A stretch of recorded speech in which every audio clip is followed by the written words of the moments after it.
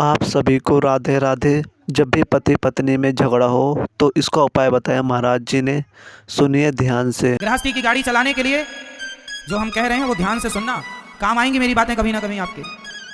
बताओ, पत्नी गाली दे तो पति को क्या करना चाहिए, और पति गाली दे तो क्या करना चाहिए? जब कोई गाली दे तो अपनी एक उंगली उठाओ, इसका प्रयोग करना चाहिए। उठाओ इसको, एक उंगली ऐसे करो, सभी लोग करो। मैं कर लो ना मेरी माँ, कर लो ऐसे सब लोग, और इसको उठा के यहां रखो यहां। जब आपकी पत्नी या आपका पति आपको गाली दे तो समझदार लोगों की निशानी यह है, समझदार लोग ऐसे होते हैं, उस समय जब सामने वाले को ज्यादा गुस्सा हो उस समय आप चुप रहो, क्योंकि मौका सबका आएगा ना। अभी वो बोल रहा, तभी आप बोलोगे तो सुनाई कुछ ना पड़ेगा। पहले उसको ठंडा हो जाने दो, या उसको पति नहीं हो या पति हो, ठंडा सुन लो वो क्या कह रहा है या क्या कह रही है, शांति से उत्तर देना। अब वो भी गुस्से में और आप भी गुस्से में, तो ये समाधान तो नहीं है। आप गलती यही करते हैं कि गुस्से में है, दूसरे भी गुस्से में आ गया, ये समाधान नहीं है साहब। आग को आप आग से कभी नहीं बुझा सकते। आग को बुझाने के लिए पानी का प्रयोग होता है। यदि पति पत्नी दोनों में कोई एक आग बरसा रहा हो अपने मुख से, तो दूसरे को प्रेम का, शीतलता का जल लेकर के, शांति का जल लेकर खड़े हो जाना चाहिए, और ये जल है शांति का। चुपचाप अभी रहो, चुप। अभी बोलना, जब कल बोलना भाई, कल उत्तर देना भी, उसका मूड गर्म है, तू बोल ले भैया, कल बात करेंगे।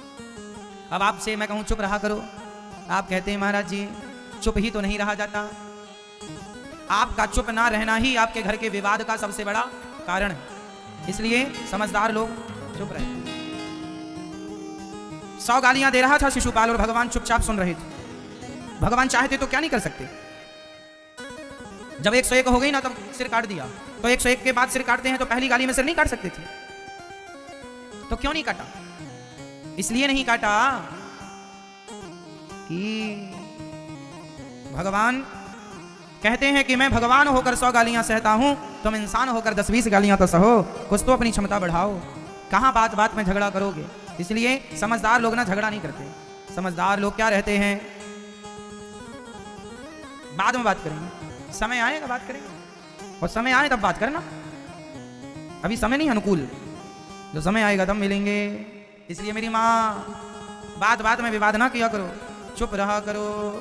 तो सहन करने वाला ना बड़ा होता है, हाँ या ना? सहो। पत्थर भी छेने और हथौड़े की चोट सहता है। छेनी हथौड़े की चोट कौन सहता है? पत्थर। तब जाकर के वो कौन बनते हैं? मूर्ति, फिर प्रतिष्ठा होकर भगवान।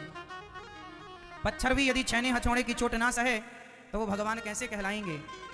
पत्थर भी कीमती हो जाता है छेनी और हथौड़े की चोट खाकर। कई बार, अच्छा, छेनी हथौड़े की चोट जब पत्थर को लगती है तो कहीं ना कहीं दर्द तो होता होगा।